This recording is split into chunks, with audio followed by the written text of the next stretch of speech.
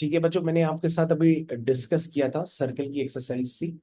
उसमें हम लोग डिस्कशन कर रहे थे 11.1 का। 11.1 का मैंने क्वेश्चन नंबर 1 to 10 आपको डिस्कस करके बताया था। अब हम लोग उसके आगे कंटिन्यू करेंगे, ये उसका नेक्स्ट पार्ट हो गया सर्कल का फ्रॉम एनसीईआरटी। उतने क्वेश्चंस बच्चों आपको लगाना ही है जैसा कि मैंने आपको बताया, और ये स्क्रीन मैंने आपके साथ शेयर कर दी है। तो अभी मैंने आपको काम करने के लिए कहा था कि भाई आपको जो क्वेश्चन अटेम्प्ट करना है वो खुद से 11 करना है। तो 11th क्वेश्चन हालांकि आपने अटेम्प्ट किया होगा, उसको भी हम वेरीफाई करेंगे। लेकिन उससे पहले हम कर रहे हैं क्वेश्चन नंबर 12, क्योंकि क्वेश्चन नंबर 12 भी आपसे नहीं हो पा रहा है, क्योंकि 11th वाला तो फिर भी आपने कर लिया। चलिए पहले 12th को देख लेते हैं कि ऐसा 12th में क्या है। ये हो गया आपका बच्चों क्वेश्चन नंबर 12। ठीक, जरा जिनको आता है तो पहले वो वीडियो को पॉज करके कंप्लीट करें। देखा है, find the equation of a circle with radius 5। तो ठीक है, यहाँ पे जो एक्स एक्सेस वाई एक्सेस का भी जिक्र हो रहा है, तो पहले बना ही लेते हैं थोड़ा सा। कह रहा है सर्किल की रेडियस 5 है, और जिसका सेंटर एक्स एक्सिस लिखा है ना, centre lies on x axis, centre x axis पे लाई करता है, और सर्किल पास करता है 2,3 से। तो बच्चों एक्स एक्सिस पे लाई करता हुआ सर्किल का सेंटर या तो इधर हो सकता है या तो इधर भी हो सकता है। ये बात समझते हो? क्योंकि इन दोनों केसेस में सर्किल का सेंटर क्या लाई करेगा, एक्स एक्सिस पे लाई करेगा। बस आप डायग्राम को देख के कंफ्यूज ना होना, क्योंकि भैया वो आगे पीछे कहीं भी हो सकता है। ये नहीं कि आप उससे कहो कि ओरिजिन से भी पास कर रहा है, वो आगे पीछे कहीं पे भी हो सकता है। ठीक है ना, लेकिन उसका सेंटर जो होगा वो कहाँ पर है, वो बच्चों तय है कि वो एक्स एक्सिस पे है। क्या है वो, एक्स एक्सिस पे है। तो मैं कोई एक सर्कल इसमें से मान लेता हूँ कि भैया find the equation of a circle whose radius is 5। Radius उसकी बच्चों 5 है। तो बच्चों अगर इसकी रेडियस 5 है, तो अगर आप रेडियस को इंडिकेट करेंगे तो यही तो रेडियस होगी। भाई यही तो रेडियस होगी, यही तो रेडियस होगी, यही तो रेडियस होगी, यही तो रेडियस होगी, यही तो सब रेडियस है ना। तो जो रेडियस 5 को देख करके आपको जो है ये समझ में आना चाहिए कि भैया रेडियस तो पहले से गिवन है, और ये कह रहा है कि पास कर रहा है 2,3 से। तो ठीक है, जितना डायग्राम में गिवन है वो बनाओ। किससे पास कर रहा है बच्चों, 2,3 में। और सेंटर बच्चों कहाँ लाई करता है, एक्स एक्सिस पे। तो बच्चों अगर सेंटर एक्स एक्सिस पे लाई कर रहा होगा तो उसका वाई कोऑर्डिनेट क्या होगा, 0 होगा।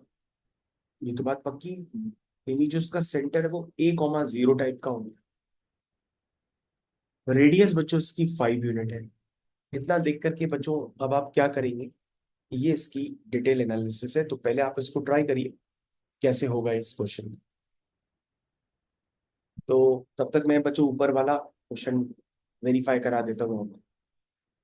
Find the equation of a circle passing through the point 2,3। ये सारे बच्चों ने कर लिया, तो आप इसको जरूर वेरीफाई आपको दोबारा कर लें जरा, ये आपने सही किया भी है कि ये भी गलत हो गया। कि सर्किल जो है आपका 2,3 और -1,1 से पास करता है, और उसका जो सेंटर है वो लाई करता है एक लाइन। जो मैंने ठीक इसके पहले वाले क्वेश्चन का भी डायग्राम ऐसे ही आपको बना के दिया था, और मैंने बताया था भाई जो आपका जनरल सर्किल है उसको एज्यूम करना होता है, which is X square plus Y square plus 2gx plus 2fy plus c equal to 0।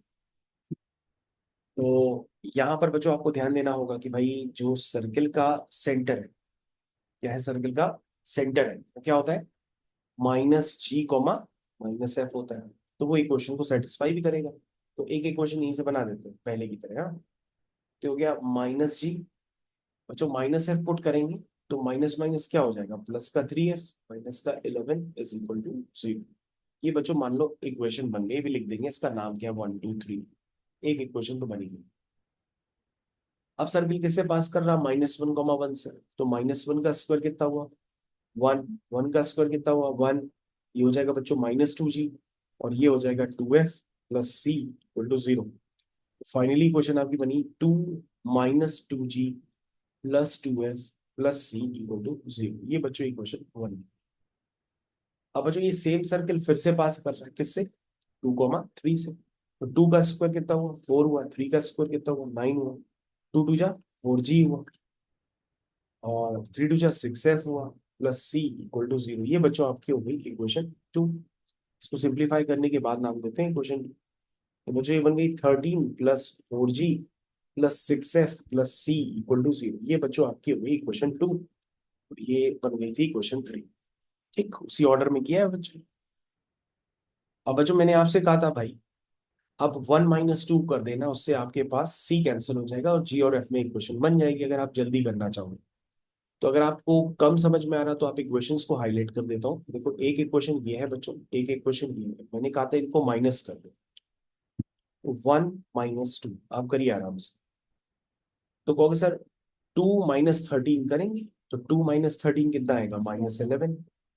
ठीक है, -2G -4G -6G आ जाएगा, 2F -6F -4F आ जाएगा, सी से सी तो गया ही। तो बच्चों ये फाइनल इक्वेशन थोड़ा ढंग से लिख दो। तो क्या बनी, 6G plus 4F plus 11 is equal to 0। ये बच्चों इक्वेशन। अब बच्चों थोड़ा सा चेंज कर लो, एक काम कर लो, जो इक्वेशन नंबर 3 है ना, उसमें तो मल्टीप्लाई कर लो 6 का, कर लो, और उसको यहाँ पे लिखो।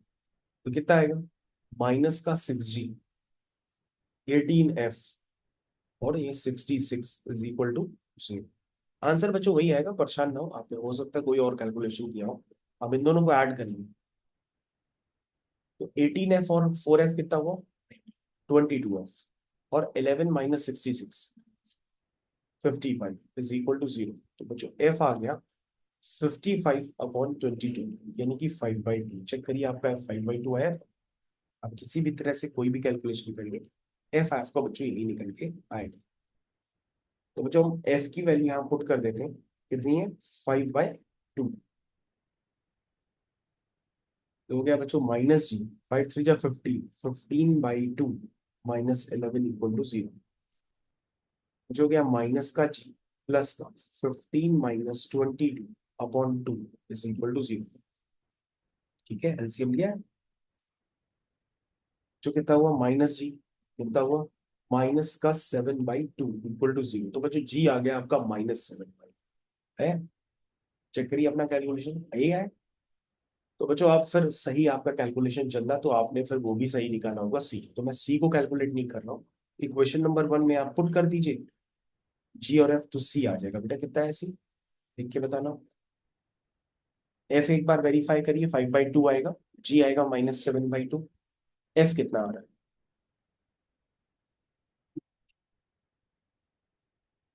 C। हाँ, आंसर टैली नहीं कर रहे, तो कैलकुलेशन तो ऐसे ही होगा। तो बच्चों मैं एक बार C की वैल्यू आपको निकाल करके दे देता हूँ। तो अब बच्चों आपको पास छोटा सा काम है, किसी भी एक क्वेश्चन में 1 या 2 में आप G और या F की वैल्यू पुट कर दीजिए, आपके पास C आ जाएगा। तो बच्चों यहाँ से C आप खुद ही निकाल लीजिएगा, ठीक है। और C निकालने के बाद आप इस जनरल इक्वेशन में पुट कर दीजिएगा, this is x² + y² + 2gx। जी बच्चों कितना है, जी बच्चों है -7/2, x + 2fy, f कितना है 5/2। ठीक है बच्चों, प्लस C इक्वल टू 0। तो बच्चों ये इक्वेशन आ जाएगी, बस आपको C की वैल्यू प्लेस करनी पड़ेगी, बाकी आपका आंसर यहाँ से निकल के आ जाएगा। तो कोई बात नहीं बच्चों, आपका अगर आंसर थोड़ा सा मिसमैच हुआ है तो प्रोसेस आपको क्लियर है, तो आप कैलकुलेशंस बस अपने आप देख लीजिएगा। ठीक है, चलिए भाई।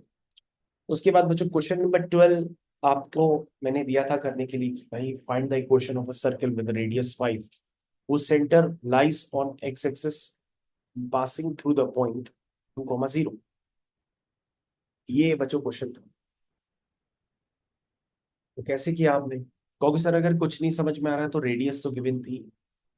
तो हमने कहा हाँ बेटा गिवन तो थी, तो सर जनरल इक्वेशन लिख लेंगे, लिख लो बेटा। अच्छा ऐसे करना चाहते हो, x² + y² + 2gx + 2fy + c equal to 0। तो सर यहाँ पर बेसिकली क्या है ना, 2, 3 से पास हो रहा है तो पास करा देते हैं।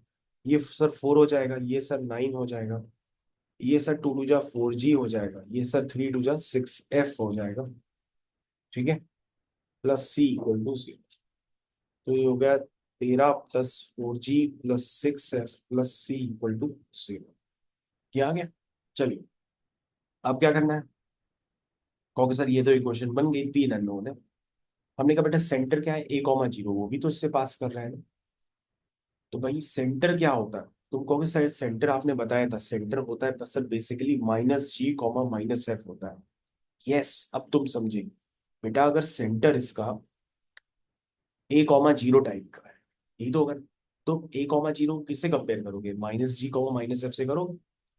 तो बच्चों यहाँ पर g की वैल्यू कितनी आ जाएगी? कहोगे सर माइनस है। f की वैल्यू कितनी आ जाएगी? 0। एग्जैक्टली f की वैल्यू क्या आ जाएगी? 0। तो बच्चों यहाँ पुट कर दो, हो जाएगा 13 + 4G। जी कितना हो गया? -6। एफ वाला टर्म ही खत्म हो गया, +C = 0। तो बच्चों इक्वेशन बन गई 13 - 4A + C = 0। यहाँ तक समझ में आया? अब कहोगे सर ए और सी दो अननोन है, तो हमने कहा बेटा एक बात बताओ, रेडियस क्या होती है? √G² + F² - C। यही तो होती है, और वो किसके बराबर है? 5 के बराबर। तो हमने कहा इसमें दोनों तरफ स्क्वायरिंग कर दोगे तो G² + F² - C किसके बराबर हो जाएगा? 25 के बराबर हो जाएगा। तो बेटा जी कितना है? कहोगे सर माइनस है, तो -A का स्क्वायर तो बेटा A²। एफ क्या है सर? 0 है, सेंटर उसका एक्स एक्सिस पे था, तो A, 0 टाइप का है, तो F 0 हो गया। हमने कहा सी क्या है? कहोगे सर सी तो नहीं पता है। तो हमने कहा कोई बात नहीं, ये कितना आ गया? 25। तो तुम सी की वैल्यू देख के बता तो सकते हो कि ए के टर्म्स में कितनी आएगी। Yes sir, A² - 25 = C। तो हमने कहा बेटा जो आपकी इक्वेशन थी ना ये वाली, ये क्वाड्रेटिक इक्वेशन बन जाएगी। तो मेरे ख्याल से यहाँ से दो ए की वैल्यूज निकलेंगे, और निकलनी भी चाहिए थी, क्योंकि एक सर्किल इधर भी हो सकता था, एक सर्किल इधर भी हो सकता था, इसलिए इसके दो केस बन सकते थे, है ना। भाई सेंटर इसका A, 0 भी हो सकता था एक्स एक्सिस पे, और -A, 0 भी तो हो सकता था ना। इसलिए बच्चों ये क्वाड्रेटिक इक्वेशन बन रही है। तो बच्चों सी की वैल्यू आप वहां पुट कर दो, तो बन जाएगी इक्वेशन 13 - 4A। सी की वैल्यू कितनी बताई आपने? A² - 25 = 0। ये बच्चों सी की वैल्यू, ठीक है। इसको सॉल्व करते हैं, तो बच्चों A² - 4A।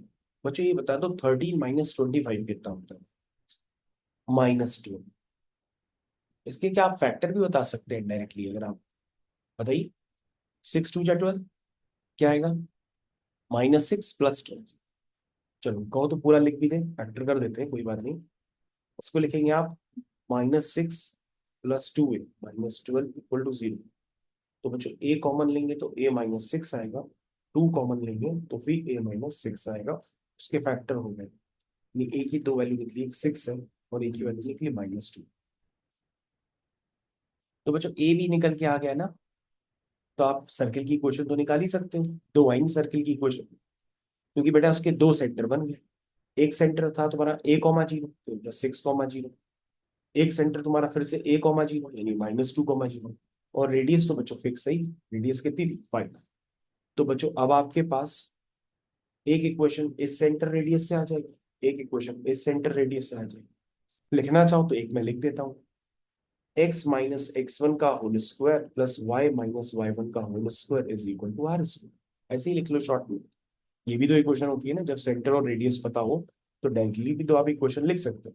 क्यों भाई, लिख सकते हैं कि नहीं लिख सकते? इस वाले से भी बच्चों लिख लो, क्या आएगी? x - x1 का होल स्क्वायर, तो x1 की जगह क्या है? हाँ, x +2 का होल स्क्वायर y - 0 का होल स्क्वायर = r। तो बच्चों आपके पास दोनों आंसर फुल फ्लैश निकल करके आ गए। मेरे ख्याल से बच्चों आपको अच्छे से समझ में आ गया होगा कि भाई क्वेश्चन मैंने किया कैसे। ठीक है, नेक्स्ट क्वेश्चन करते हैं। भाई मैंने आपको 11 भी कर दिया है, 12 भी कर दिया है, अब बच्चों मैंने आपके पास तीन क्वेश्चन और करने हैं, ठीक है? 13, 14 फिर 15। बच्चों मैं आपको बताऊं, कुछ होता नहीं है कोऑर्डिनेट ज्योमेट्री में, बस आपके पास जितने भी स्टैंडर्ड्स है वो मैंने बता दिए इस चैप्टर से रिलेटेड। अब आप उनको यूज करो। लिखा है find the equation of a circle passing through the point 0, 0 and making intercept A and be on the coordinate axis. बच्चों ए और बी अगर इंटरसेप्ट होते हैं कोऑर्डिनेट एक्सिस पे जहां से सर्किल पास कर रहा है, तो सर्किल का अगर आप डायग्राम बनाएंगे, सर्किल कुछ ऐसा तो बन सकता है। दोबारा बना देता हूँ, जस्ट वेट। ऐसे ही तो बनेगा कुछ, क्यों भाई? ऐसे बनेगा? अरे जैसे ही बना लो तुम्हारा मन।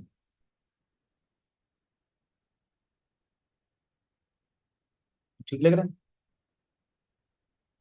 तो इसने क्या कहा कि भाई सर्कल के इंटरसेप्ट क्या है, एक्स एक्सिस इंटरसेप्ट है, क्या है, ए कॉमा जीरो। क्या हो जाएगा, ए कॉमा जीरो, तो ये पॉइंट हो जाएगा ए कॉमा जीरो।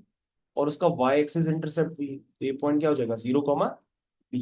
ये हम नहीं कह रहे, क्वेश्चन में लिखा है कि making an intercept A and be on coordinate axis. तो कोऑर्डिनेट एक्सिस तो बच्चों यही होती है ना, एक्स एक्सिस और वाई एक्सिस, उसी पे बना। यानी इसका मतलब कहाँ से पास कर रहा है, इसका मतलब ए कॉमा जीरो से पास कर रहा है और जीरो कॉमा बी से पास कर रहा है। ये इसका मतलब हुआ सीधे सीधे, अगर आप समझ नहीं पा रहे। और उसके अलावा ये भी लिखा है कि भैया वो सर्कल किससे पास कर रहा, ओरिजिन से। तो मैंने बच्चों ओरिजिन से ही पास करता हुआ सर्कल भी बना दिया। ठीक है ना? जो क्वेश्चन को अगर आप जल्दी करना चाहो तो जल्दी भी कर सकते हो, अगर आपको कुछ नहीं समझ में आ रहा हो तो आपके पास 3 पॉइंट से पास होने वाले सर्कल की इक्वेशन भी बना सकते हो। एक जनरल इक्वेशन लिख करके उसको तीनों पॉइंट से पास कराओ, जीएफसी में 3 इक्वेशन बन जाएंगी, वैल्यूज निकल आएंगी, आंसर आ जाएगा। और अगर आपको मान लो किसी और मेथड से करना है तो आप ऐसे देख लो कि भैया यहाँ पे कुछ सर्कल का सेंटर होगा, ठीक है ना, और ये क्या होगी, ये रेडियस होगी।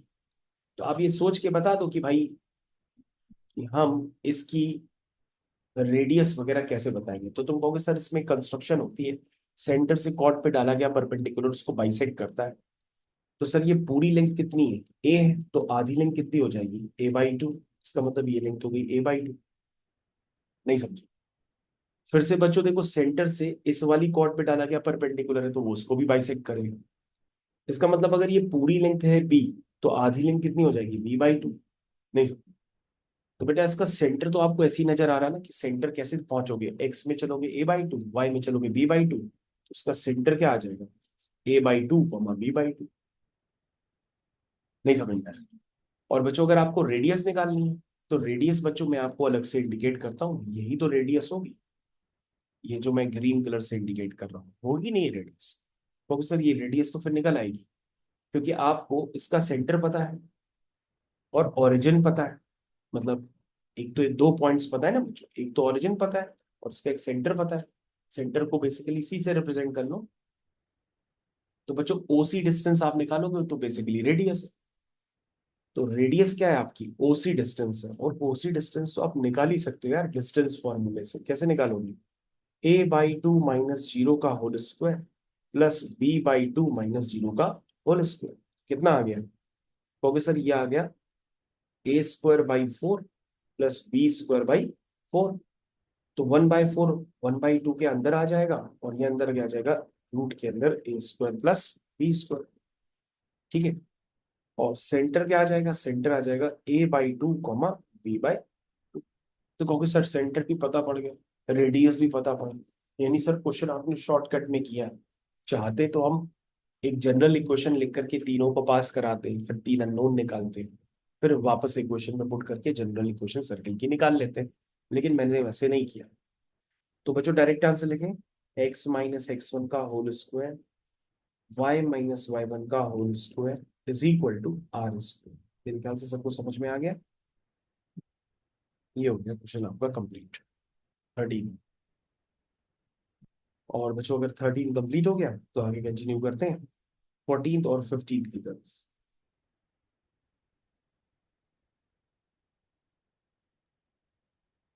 तो तुमने देखा होगा बेटा, हम हर क्वेश्चन को करने के लिए एक स्पेसिफिक डायग्राम बना रहे हैं। अगर आप डायग्राम ही नहीं बनाएंगे ना तो क्वेश्चन का पता ही नहीं पड़ेगा।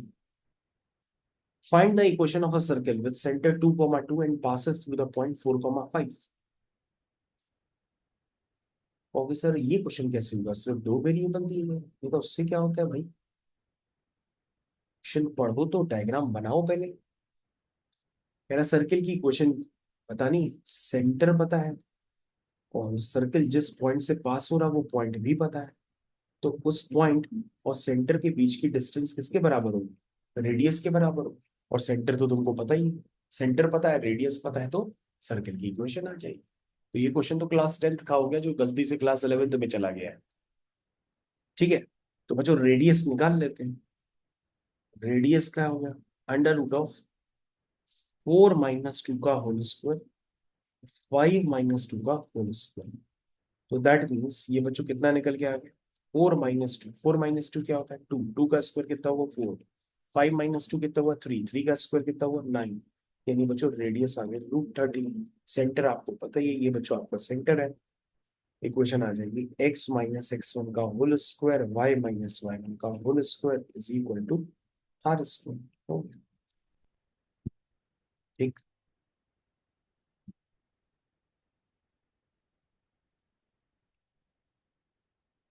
Question number 15।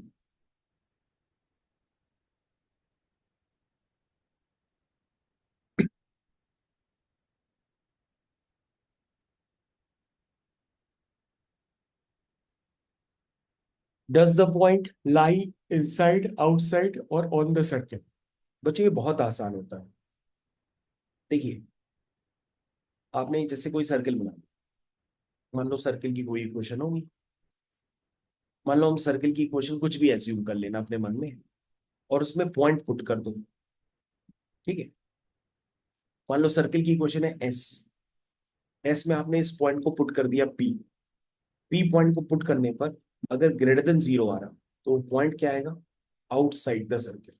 क्या आएगा, outside the circle. Greater than 0 यानी पॉजिटिव क्वांटिटी आ रही। वो पॉइंट पुट करने पर अगर इक्वल टू सी आ रहा, इक्वल टू 0 आ रहा, इसका मतलब वो पॉइंट सर्किल की इक्वेशन को सेटिस्फाई करता है। तो कहाँ लाई करेगा, ऑन द सर्किल, है ना। अगर वो पॉइंट पुट करने पे लेस देन 0 आ रहा है, मतलब नेगेटिव वैल्यू आ रही है, तो वो इनसाइड द सर्किल। क्या होता है, साइड द। ये बच्चों छोटी सी थ्योरी है। तो बच्चों यहाँ पर आपका एस क्या गिवन है, सर्किल की इक्वेशन है, लिख लो सही से, x² + y² - 25 = 0। ये बच्चों सर्किल की इक्वेशन है। कौन सा पॉइंट है, -2.5, 3.5। तो बच्चों -2.5 का स्क्वायर और फिर 3.5 का स्क्वायर और -25, इसको इवेल्युएट करो, ये पॉजिटिव है कि नेगेटिव है, चेक कर लेते हैं। 25 का स्क्वायर होता है 625, और यहाँ पे पॉइंट आ जाएंगे। 5 का स्क्वायर होता है 25, 3 का स्क्वायर होता है 9, 9 3 हुए 12, तो ये हो गया बच्चों 12.25।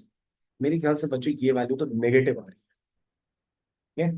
ये वैल्यू क्या आ रही है, नेगेटिव आ रही है। दैट मीन्स ये पॉइंट कहाँ लाई करेगा, inside the circle. That is point -2.5, 3.5 lies inside the circle। समझ गया बच्चों, क्वेश्चन तो आसान थे। मेरे ख्याल से आपकी एक्सरसाइज मैंने 2 पार्ट में आपकी कंप्लीट कर दी है। पर मैं चेक भी कर लेता हूँ कोई और क्वेश्चन बचा क्या। क्योंकि नहीं सर, कोई क्वेश्चन नहीं बचा। आपने सर्किल की एक बेसिक एक्सरसाइज को कंप्लीट कर दिया है। इसमें 15 क्वेश्चन थे। पार्ट 1 में मैंने आपको 10 क्वेश्चन बताए, और पार्ट 2 में मैंने आपको 5 क्वेश्चन बताए। ये मैंने सक्सेसफुली आपके साथ कंप्लीट कर दिए, और नोट्स भी शेयर कर देता हूँ। तो यहाँ पे क्लास लोग ओवर कर दें। Thank you.